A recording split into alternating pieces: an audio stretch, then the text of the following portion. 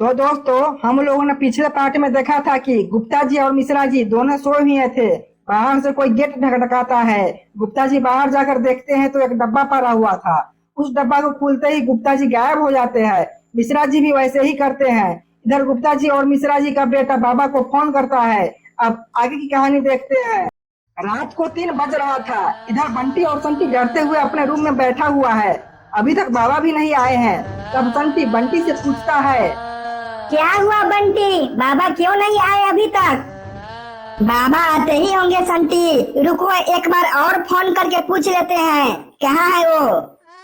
और ये क्या, बंटी जैसे ही बाबा को फोन करने के लिए मोबाइल निकालता है वैसे ही पूरी घर की लाइट कट जाती है और पूरे घर में अंधेरा हो जाता है और अजीब अजीब डरावनी आवाज भी आने लगती है। तब संटी बंटी से कहता है। ये क्या हो गया बंटी? बिजली को भी अभी कटना था और ये डरावनी सी आवाज कहाँ से आ रही है? चुपचाप बैठो बंटी, ज्यादा हल्ला मत करो, मुझे खुद बहुत डर लग रहा है। इतना कहते ही बिजली आ जाती है। बंटी बाबा को फोन लगाने लगता है।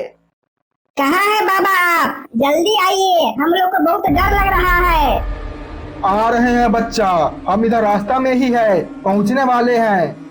इतना कहते ही फिर से बिजली कट जाती है और गेट से ढक आवाज आने लगता है। इधर बंटी और संटी अपने आप में बहुत डरने लग गया था। गेट कौन ढकढका रहा है बंटी? इस समय कौन हो सकता है गेट के बाहर?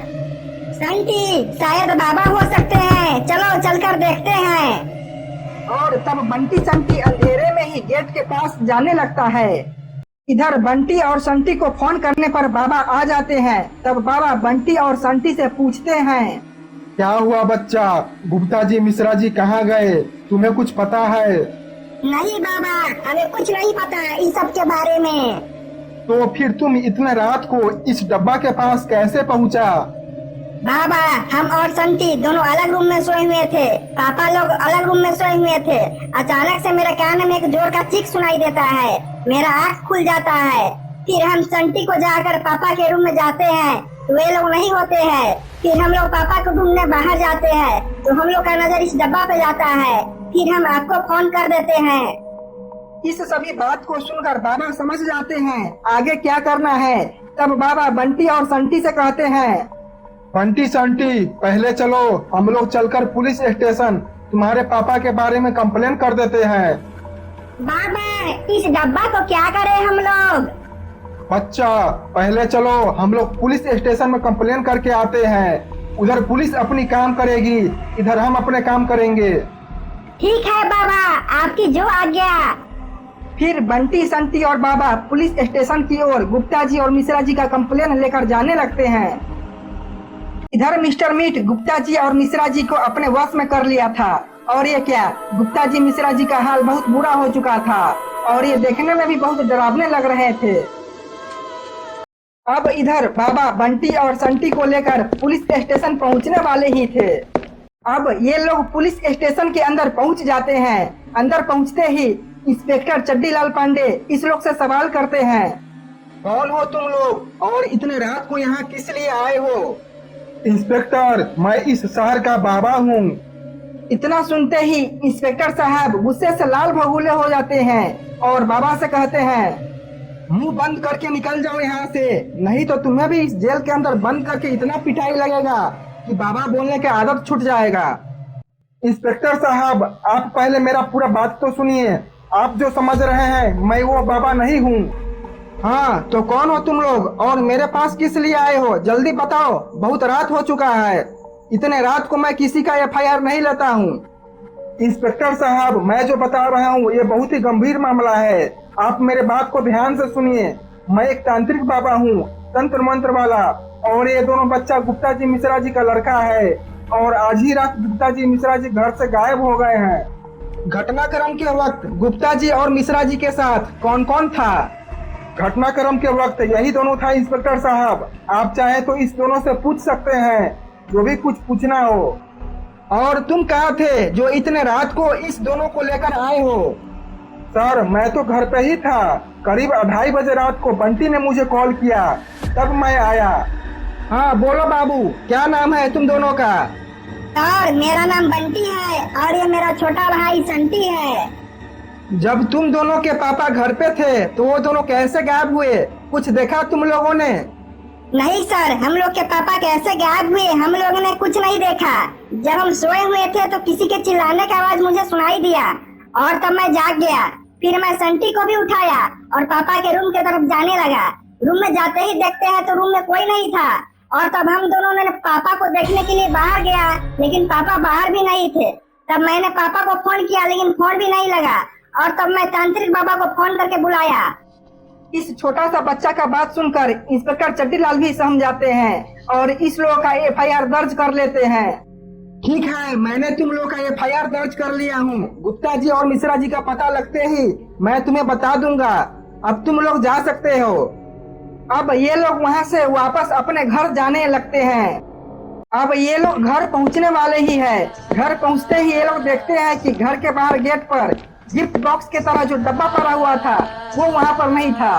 तब बाबा बंटी और संटी से पूछते हैं, बंटी संटी, यहाँ पर जो डब्बा था वो कहाँ चला गया?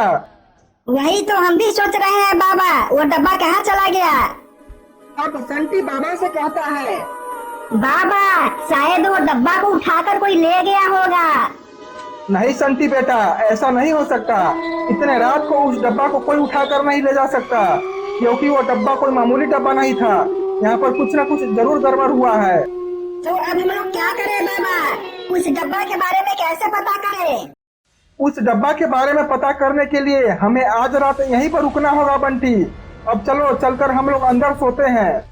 तब ये लोग घर के अंदर जाने लगते हैं। ये सभी लोग घर के अंदर एक ही बेड पे सोए हुए थे। तभी फिर से गेट ढकढकाने का आवाज आता है। इस ढकढकाने का आवाज सुनकर बाबा का आँख खुल जाता है। तब बाबा बंटी और संटी को जगाए बिना बाहर जाने लगते हैं। बाहर जाकर देखते हैं तो बाहर वैसे गिफ्ट बॉक्स की तरह वो डब्बा पड़ा हुआ था। तब बाबा मन में सोचते हैं, इस डब्बा को कौन रख कर गया है और गेट कौन ढकढका रहा था? मुझे तंत्र मंत्र के शक्ति से पता करना होगा इस डब्बा के बारे में। इधर मिस्टर मीट गुप्ता जी मिश्रा जी को मीट खिला खिलाकर इस लोग को भी मांसाहारी बना दिया था।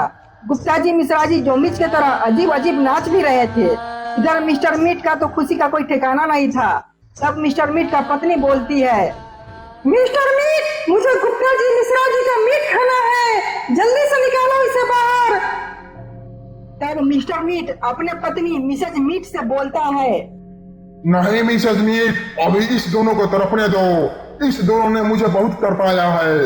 इधर बाबा अपने तंत्र मंत्र के शक्ति से उस डब्बा के बारे में पता करने में लगे हुए थे।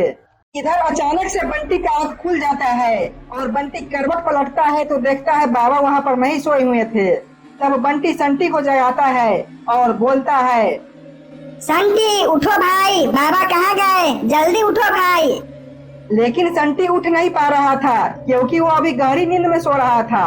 तब फिर बंटी संटी से कहता है, उठो भाई संटी, बाबा कहीं चले गए, चलो चलकर देखते हैं। तब संटी का आँख खुल जाता है और तब संटी बंटी से कहता है, क्या हुआ बंटी, बाबा तो अभी यहीं पे सोए हुए थे, तो अब कहाँ चले गए?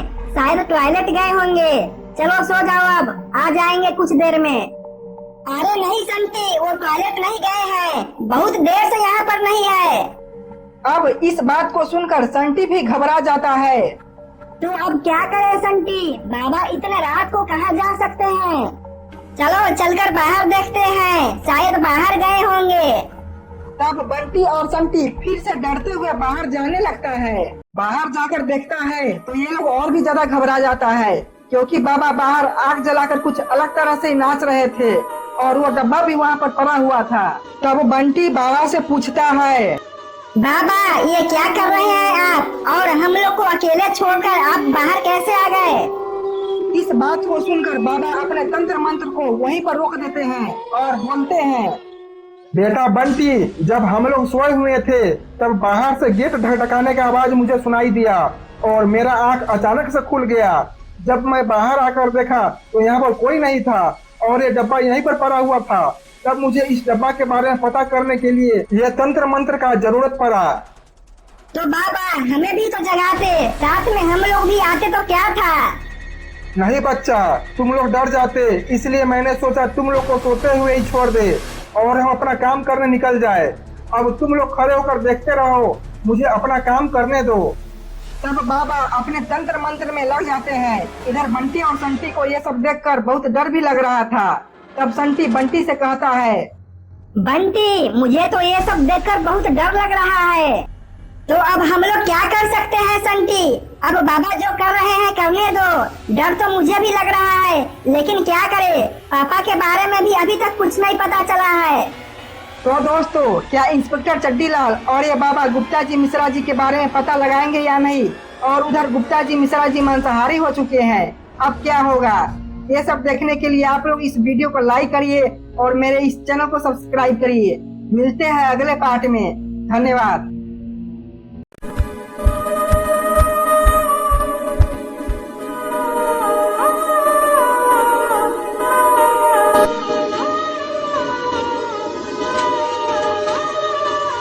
Oh